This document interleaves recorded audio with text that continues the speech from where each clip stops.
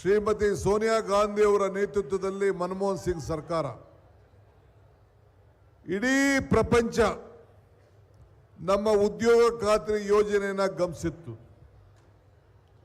2013ರಲ್ಲಿ world bank ಇದೊಂದು ಬಹಳ ವಿಶ್ವ ಬ್ಯಾಂಕ್, ವರ್ಲ್ಡ್ ಬ್ಯಾಂಕ್ ಅಂದರೆ ವಿಶ್ವ ಬ್ಯಾಂಕ್, ನರೇಗಾ ಯೋಜನೆ ಒಂದು ಬಹಳ ಅತ್ಯುತ್ತಮವಾದಂಥ ಯೋಜನೆ ಅಂತ ಹೇಳಿ ಅವರು ನಮಗೆ ಸರ್ಟಿಫಿಕೇಟ್ ಕೊಟ್ಟರು. ಸುಮಾರು 5800 ಹೆಚ್ಚು ಕಮ್ಮಿ 6000 ಪಂಚಾಯಿತಿಗಳು. ಯಾವನ ಸುಮ್ಮನೆ ಇರೋ, ಸ್ವಲ್ಪ ಸುಮ್ಮನೆ ಇರಲ್ಲ, ಯಾರೋ ತರಲೆಗಳು ಸುಮ್ಮನೆ ಇರೋ, ಯಾರು ಕರೆದ್ರೆ ಎಳೆದಾಕ್ಸೋ ಈಚೆಗೆ DK ಅಂತೆ. ಸುಮಾರು 6000 ಪಂಚಾಯಿತಿಗಳು ಇದ್ದೋ, ಈಗ 7000 ಚಿಲ್ಲರೆ ಪಂಚಾಯತ್, 5700 ಚಿಲ್ಲರೆ ಪಂಚಾಯಿತಿಗಳು ಇವತ್ತಿದೆ. 6000 ಕೋಟಿ ರೂಪಾಯಿಗಳನ್ನು ಖರ್ಚು ಮಾಡ್ತಾ ಇದ್ದು, 6000 ಕೋಟಿ ರೂಪಾಯಿ. ಪ್ರತಿಯೊಬ್ಬರು ಕೂಡ ಉದ್ಯೋಗ ಬೇಕಾದವರು ಉದ್ಯೋಗ ಏನು ಮಾಡಬೇಕು ಅಂತೇಳಿ ಪಂಚಾಯಿತಿ ಸದಸ್ಯರುಗಳು ತೀರ್ಮಾನ ಮಾಡ್ತಾ ಇದ್ರು. ಏನು ಉದ್ಯೋಗವನ್ನು ತೆಗೆದುಕೊಳ್ಬೇಕು ಅಂತೇಳಿ ಪಂಚಾಯಿತಿಯವರೆಲ್ಲ ಕೂತ್ಕೊಂಡು ಅವರು ಆ ಪಂಚಾಯಿತಿ ಅಭಿವೃದ್ಧಿ ಬಗ್ಗೆ ಕೆಲಸ ಮಾಡ್ತಾ ಇದ್ರು.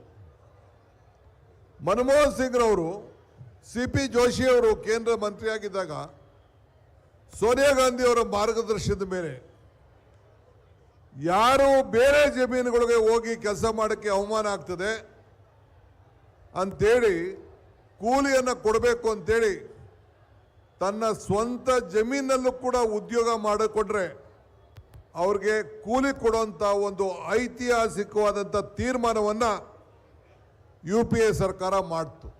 ಅಂದರೆ ನಿಮ್ಮ ಜಮೀನಲ್ಲಿ ಮಟ್ಟ ಮಾಡ್ಕೋಬೇಕಾದ್ರೆ, ನೀವು ಆಶ್ರಯ ಮನೆ ಕಟ್ಕೋಬೇಕಾದ್ರೆ, ಇಂದಿರಾವಾಸ್ ಮನೆ ಕಟ್ಕೋಬೇಕಾದ್ರೆ, ನಿಮ್ಮ ದನಿನ ಕೊಟ್ಟಿಗೆ ಕಟ್ಕೋಬೇಕಾದ್ರೆ ಎಲ್ಲ ವ್ಯವಸಾಯಕ್ಕೆ ಉಪಯೋಗ ಮಾಡಿಕೊಂಡು ನೀವು ಏನೇ ಮಾಡಿದ್ರು ಕೂಡ ನೀವು ರಿಜಿಸ್ಟರ್ ಮಾಡಿಕೊಂಡ್ರೆ ನಿಮಗೆ ಕೂಲಿ ಕೊಡುವಂಥ ಒಂದು ವ್ಯವಸ್ಥೆಯನ್ನು ಈ ಕಾಯ್ದೆ ಕೊಟ್ಟಿತ್ತು. ಇದು ದೊಡ್ಡ ಆಂದೋಲನ ರೀತಿ ನಡೀತಾ ಇತ್ತು. 90% ಇವತ್ತು ಕೊಡ್ತಾ ಇದ್ರು. ಯಾವುದಾದ್ರು ಉದ್ಯೋಗ, ಯಾವುದಾದ್ರು ಸಿಮೆಂಟು ಕಬ್ಬಣ ಉಪಯೋಗಿಸಿದಂಥ ಕಾರ್ಯಕ್ರಮ ಇದ್ದರೆ ಆಗ ಒಂದು 25% ನಮ್ಮ ರಾಜ್ಯ ಸರ್ಕಾರ ಕೊಡ್ತಾ ಇತ್ತು. ಇಂಥ ವ್ಯವಸ್ಥೆಯಲ್ಲಿ ಇತ್ತು. ಪ್ರತಿಯೊಂದು ಸುಮಾರು 7000 ಜನ ಇದಕ್ಕೆ ಉಸ್ತುವಾರಿಗೆ ಜವಾಬ್ದಾರಿಯನ್ನು ನೇಮಕ ಮಾಡೋಂಥ ಉದ್ಯೋಗಗಳು ಕೂಡ ಇವತ್ತು ಸೃಷ್ಟಿಯಾಗಿತ್ತು. ಇವತ್ತು ಎಲ್ಲ ಕೂಡ ಇವತ್ತು ಮುಗಿಸಿ ಮಹಾತ್ಮ ಗಾಂಧೀಜಿಯವರ ಹೆಸರನ್ನು ತೆಗೆದುಹಾಕ್ಬಿಟ್ಟು ಇವತ್ತು ಈ ಯೋಜನೆಗೆ ಹೊಸ ರೂಪವನ್ನು ಕೊಟ್ಟಿದ್ದಾರೆ. 60% ಕೇಂದ್ರ ಅಂತೆ, 40% ನಾವಂತೆ. ಇದು ಅಸೆಂಬ್ಲಿಲಿ ನಾವು ಪ್ರತ್ಯೇಕವಾದಂಥ ಚರ್ಚೆಗೆ ಈ ವಿಧಾನಸೌಧವನ್ನು ನಾವು ಕರೆದಿದ್ದೇವೆ. ಇವತ್ತು ನಮ್ಮ HK ಪಾಟೀಲರು ಮತ್ತು ಅನೇಕರೆಲ್ಲ ಸಲಹೆ ಕೊಟ್ಟರು, ಪಕ್ಷ ಒಪ್ಕೊಂಡು, ಸರ್ಕಾರ ಒಪ್ಕೊಂಡು ಇವತ್ತು ನಾವು ಕರೆದಿದ್ದೇವೆ. 2 ದಿನಗಳ ಕಾಲ ಈ ವಿಚಾರದಲ್ಲಿ ಚರ್ಚೆ ಮಾಡ್ತೇವೆ. BJPಯವರು ಏನು ಅದಕ್ಕೆ ಮಾತಾಡ್ತಾರೋ ಕೇಳಿ ನೋಡೋಣ. ಆದರೆ ಇವತ್ತು BJPಯವರು ಅಲ್ಲೋಗಿ ಗಾಂಧೀಜಿ ಪ್ರತಿ ಮುಂದೆ ಪ್ರತಿಭಟನೆ ಮಾಡ್ತಾ ಇದ್ದಾರೆ ಅಂತೇಳಿ ನನಗೆ ಮಾಹಿತಿ ಬಂತು. ಎಲ್ಲರೂ ಉಂಟೇನ್ರಿ, ನಿಮಗೆ ಗಾಂಧೀಜಿ ಪ್ರತಿಮೆ ಮುಂದೆ ಕೂತ್ಕೊಳ್ಳೋಂಥ ಹಕ್ಕನ್ನು ನೀವು ಕಳ್ಕೊಂಡಿದ್ದೀರಿ. ಇನ್ನು ಮುಂದಕ್ಕೆ ಎಲ್ಲೂ ಕೂಡ ನಿಮ್ಮ ಕಚೇರಿಯಲ್ಲಿ ಗಾಂಧಿ ಫೋಟೋ ಇಟ್ಕೊಳ್ಳೋಕೆ ಆಗೋದಿಲ್ಲ. ಗಾಂಧೀಜಿನ ನಾಥುರಾಮ್ ಗೋಡ್ಸೆ ಕೊಂದದ್ದಲ್ಲ, ನೀವೆಲ್ಲ BJPಯವರು ಸೇರಿ, NDAಯವರು ಸೇರಿ ಇವತ್ತು ಅವರನ್ನು ಕೊಲ್ತಾ ಇದ್ದೀರಿ. ಯಾವ ಕಾರಣಕ್ಕೂ ಅವರ ಹೆಸರನ್ನ ಕೊಲ್ಲಕ್ಕೆ ಸಾಧ್ಯ ಇಲ್ಲ. ಹಳ್ಳಿಗಳ ಉದ್ಧಾರದ ಯೋಜನೆ ನರೇಗಾ. BJP ಅದಕ್ಕೆ ಒಂದು ರೋಗವನ್ನು ತಂದು ಕೊಡ್ತಾ ಇದ್ದೀರಿ ಹಳ್ಳಿಗಳಿಗೆ. ಗಾಂಧೀಜಿಯವರನ್ನ ದ್ವೇಷ ದಿಂದ ನೀವು ಕಾಣ್ತಾ ಇದ್ದೀರಿ. ಅದಕ್ಕೆ ನಮಗೆ ನಿಮ್ಮ ಕಾಯ್ದೆ ಬೇಡ. ನಾವು ಇವತ್ತು ಹೋರಾಟ ಮಾಡ್ತಾ ಇರೋದು, ಪ್ರತಿಭಟನೆ ಮಾಡ್ತಾ ಇರೋದು, ನಮ್ಮನ್ನ ಬೇಕಾದ್ರೆ ಪೊಲೀಸವರು ಮಂತ್ರಿಗಳ ಸಮೇತ ಬೇಕಾದ್ರೆ ಬಂಧಿಸ್ಲಿ, ನಾವು ಕೇರ್ ಮಾಡೋದಿಲ್ಲ. ಸರ್ಕಾರ ಇಟ್ಕೊಂಡು ಬೇಕಾದ್ರೆ ನಾವು ಜೈಲಿಗೆ ಹೋಗಿ ರೆಡಿ ಇದ್ದೀವಿ. ನಾವು ಈ ನರೇಗಾನ ವಾಪಸ್ಸು ಹೆಂಗೆ ರೈತರು ಹೋರಾಟ ಮಾಡಿ ವಾಪಸ್ಸು ಕೇಂದ್ರ ಸರ್ಕಾರ ವಾಪಸ್ ತರ್ತು, ಆ ರೀತಿ ನಾವು ಈ ಹೋರಾಟವನ್ನು ನಾವು ಮುಂದುವರಿಸುವಂಥ ಕೆಲಸವನ್ನು ನಾವು ಮಾಡ್ತೇವೆ. ನಾನು ಒಂದು ಮಾತು ಹೇಳ್ತೀನಿ, ಕನಕಪುರ ನನ್ನ ಕ್ಷೇತ್ರ, ವರ್ಷಕ್ಕೆ 200 ಕೋಟಿ ರೂಪಾಯಿ ಬಂದು ನೋಡಿ. ದೇಶದ ನಂಬರ್ 1 ತಾಲೂಕು ಅಂತೇಳಿ ಸೆಂಟ್ರಲ್ ಗೌರ್ಮೆಂಟು ಇನ್ವೆಸ್ಟಿಗೇಷನ್ ಮಾಡಿದ್ರು, ಏನೋ DK ಹೊಡೆದ್ಬಿಟ್ಟವನೇ ದುಡ್ಡು ಅಂತ. ಪ್ರೈಸ್ ಕೊಟ್ಟರು. ಯಾಕೆ ಕೊಟ್ಟರು ಪ್ರೈಸ್? ಆ ಕುಮಾರಸ್ವಾಮಿ ಏನೋ ಮಾತಾಡ್ತಿದ್ದಂತೆ, ಬರಲಿ ಚರ್ಚೆಗೆ ಸಿದ್ಧ ಇದ್ದೀನಿ ನಾನು, BJಪಿಯವರು ಬರಲಿ ಚರ್ಚೆಗೆ ಸಿದ್ಧ ಇದ್ದೀವಿ ನರೇಗಾಗೆ. ಆಯ್ತಾ? ನಿಮ್ದು ಏನಿದೆ ಅಂತ ಯಾರು ತಪ್ಪು ಮಾಡಿದರೆ 20 ವರ್ಷದಿಂದ ನಡೀತಾ ಇದೆ, 10 ವರ್ಷದಿಂದ ನಿಮ್ಮ ಸರ್ಕಾರ ಐತಲ್ಲ, ಏನು ಮಾಡಿದ್ರಿ?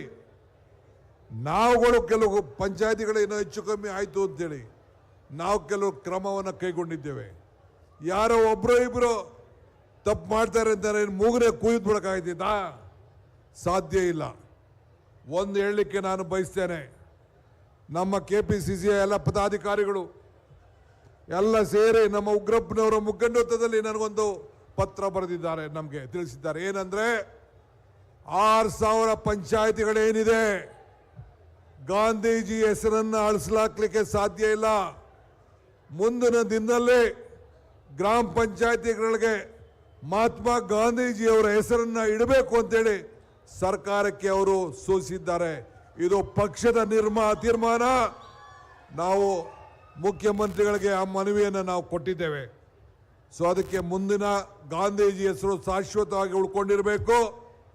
ಹಳ್ಳಿಗೆ ಒಂದು ಶಾಲೆ, ಹಳ್ಳಿಗೆ ಒಂದು ಸಹಕಾರ ಸಂಘ, ಹಳ್ಳಿಗೊಂದು ಪಂಚಾಯತಿ ಇರಬೇಕು ಅಂತೇಳಿ ಮಹಾತ್ಮ ಗಾಂಧೀಜಿಯವರ ದೊಡ್ಡ ಸಂಕಲ್ಪ ಇತ್ತು.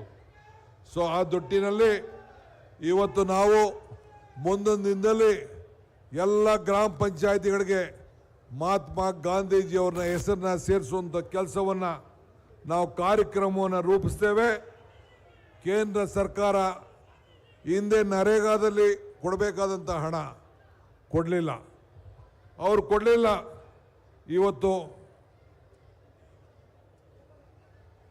ಇವತ್ತು BJಪಿಯವರು ಇವತ್ತು ಏನು ನಮ್ಮ ನರೇಗಾ ಕಾರ್ಯಕ್ರಮವನ್ನು ವಜಾ ಮಾಡಿದ್ದಾರೆ, ಇದನ್ನು ನಿಮ್ಮ ಕೈಯಲ್ಲಿ ಈ ಕಾರ್ಯಕ್ರಮವನ್ನು ಮತ್ತೆ ನಿಮ್ಮ ರಾಜ್ಯಗಳಿರುವಂಥ ಸರ್ಕಾರಗಳು ಕೂಡ ಮುಂದಕ್ಕೆ ಇದನ್ನು ನಡೆಸೋಕ್ಕಾಗಲ್ಲ. ಈಗ ಚಂದ್ರಬಾಬು ನಾಯ್ಡು ಅವರು NDA ಮಿತ್ರ ಪಕ್ಷ ಅವ್ರು ಏನು ಹೇಳಿದ್ದಾರೆ, ಇದು ಸಾಧ್ಯ ಇಲ್ಲ ಅಂತ ಹೇಳಿದ್ದಾರೆ. ಇದನ್ನು ವಾಪಸ್ ನೀವು ರೋಲ್ ಬ್ಯಾಕ್ ಮಾಡಲಿಲ್ಲ ಅಂದರೆ ನಿಮ್ಮ ಸರ್ಕಾರಕ್ಕೆ ಆಪತ್ತು ಬರ್ತದೆ. ಈ ಎಚ್ಚರಿಕೆ ಗಂಟೆಯನ್ನು ಚಂದ್ರಬಾಬು ನಾಯ್ಡುರವರು ನಿಮಗೆ ಕೊಟ್ಟಿದ್ದಾರೆ. ಇದು ಗಮನದಲ್ಲಿಟ್ಕೊಳ್ಳಿ. ನೀವು ಬೇರೆ ರೀತಿ ನಾನು ಸಹಾಯ ಮಾಡ್ತೀನಿ ಅಂತ ನೀವು ಹೇಳಿರ್ಬೋದು, ಇದು ಈ ದೇಶಕ್ಕೆ ಮಾಡ್ತಾರಂಥ ಒಂದು ದ್ರೋಹ. ಒಂದು ಕಣ್ಣಿಗೆ ಬೆಣ್ಣೆ, ಒಂದು ಕಣ್ಣಿಗೆ ಸುಣ್ಣ, ಇದನ್ನು ನೀವು ಹಾಕ್ತಾ ಇದ್ದೀರಿ. ಆದ್ದರಿಂದ ಇವತ್ತು ಈ ನಿಮ್ಮ ಚಿಂತನೆಯನ್ನು ಬಿಡಬೇಕು. ನಾವು ಹೋರಾಟವನ್ನು ಮುಂದುವರಿಸ್ತೇವೆ. ರಾಜ್ಯಪಾಲರವರಿಗೆ ನಿಯೋಗವನ್ನು ನಾವು ತೆಗೆದುಕೊಂಡು ಹೋಗ್ತಾ ಇದ್ದೇವೆ. ನಮ್ಮನ್ನೆಲ್ಲ ನೀವು ಪೊಲೀಸವರು ಬಂಧಿಸೋರು ಚಿಂತೆ ಇಲ್ಲ. ನಾವು ಯೋಚನೆ ಮಾಡದೆ ಈ ಹೋರಾಟವನ್ನು ನಾವು ಮುಂದುವರೋಣ. ಇದು ನಮ್ಮ ರೈತರ ಬದುಕಿಗೆ, ರೈತರ ಕೂಲಿ ಕಿತ್ಕೊಳ್ತಾ ಇದ್ದೀರಿ, ರೈತರ ಹಕ್ಕು ಕಿತ್ಕೊಳ್ತಾ ಇದ್ದೀರಿ, ಪಂಚಾಯಿತಿ ಹಕ್ಕನ್ನು ಕಿತ್ಕೊಳ್ತಾ ಇದ್ದೀರಿ. ಇದನ್ನೆಲ್ಲ ಉಳಿಸ್ಲಿಕ್ಕೆ ಈ ಕಾರ್ಯಕ್ರಮವನ್ನು ನಾವು ಮಾಡಿದ್ದೇವೆ. ಸೊ ಅದರಿಂದ ಮುಂದಿನ ದಿನದಲ್ಲಿ ನಮ್ಮ ಹೋರಾಟ ಮುಂದುವರಿತದೆ.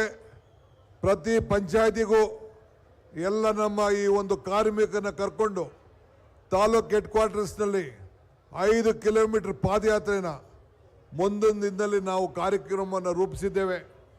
ನೀವೆಲ್ಲ ಪಂಚಾಯಿತಿ ಮಟ್ಟದಲ್ಲಿ ಕಾರ್ಯಕ್ರಮವನ್ನು ಮಾಡಬೇಕು, ಇದಕ್ಕೆ ಸಿದ್ಧತೆಯನ್ನು ಮಾಡಿಕೊಳ್ಬೇಕು. ಪ್ರತಿ ಕ್ಷೇತ್ರಕ್ಕೂ ಮಂತ್ರಿಗಳು ಬರ್ತಾರೆ, ಶಾಸಕರುಗಳು ಪಾಲ್ಗೊಳ್ತಾರೆ, MLCಗಳು ಪಾಲ್ಗೊಳ್ತಾರೆ. ನೀವೆಲ್ಲ ಕಾರ್ಯಕ್ರಮದಲ್ಲಿ ಪಾಲ್ಗೊಂಡು ಈ ನರೇಗಾನ ಉಳಿಸುವಂಥ ಕೆಲಸಕ್ಕೆ ತಾವೆಲ್ಲ ಹಳ್ಳಿ ಕೂಲಿ ಕಾರ್ಮಿಕರ ಬದುಕನ್ನು ಉಳಿಸ್ಕೊಳ್ಳಿಕ್ಕೆ ನೀವೆಲ್ಲ ಹೋರಾಟದಲ್ಲಿ ಪಾಲ್ಗೊಂಡಿದ್ದೀರಿ. ನಿಮಗೆಲ್ಲ ಅಭಿನಂದಿಸಿ ಶುಭ ಹಾರೈಸಿ ಈ ನರೇಗಾ ಹೆಸರು ಶಾಶ್ವತವಾಗಿರಬೇಕು, ಈ ಕಾರ್ಯಕ್ರಮ ಉಳಿಬೇಕು, ಮಹಾತ್ಮ ಗಾಂಧೀಜಿನ ಬದುಕಿಸಿರಬೇಕು ಅಂತೇಳಿ ಪ್ರಾರ್ಥಿಸಿ ನನ್ನ ಮಾತನ್ನು ಮುಗಿಸ್ತೇನೆ. ಜೈ ಹಿಂದ್, ಜೈ ಕರ್ನಾಟಕ ಮಾತೆ. ಕೆಪಿಸಿಸಿ ಅಧ್ಯಕ್ಷರು ಹಾಗೂ ಉಪಮುಖ್ಯಮಂತ್ರಿಗಳು ಆದ ಸನ್ಮಾನ್ಯ ಡಿ ಕೆ ಶಿವಕುಮಾರ್ ಸಾಹೇಬರಿಗೆ ಧನ್ಯವಾದಗಳು. ಈಗ ಕರ್ನಾಟಕ ಪ್ರದೇಶ ಕಾಂಗ್ರೆಸ್ ಸಮಿತಿ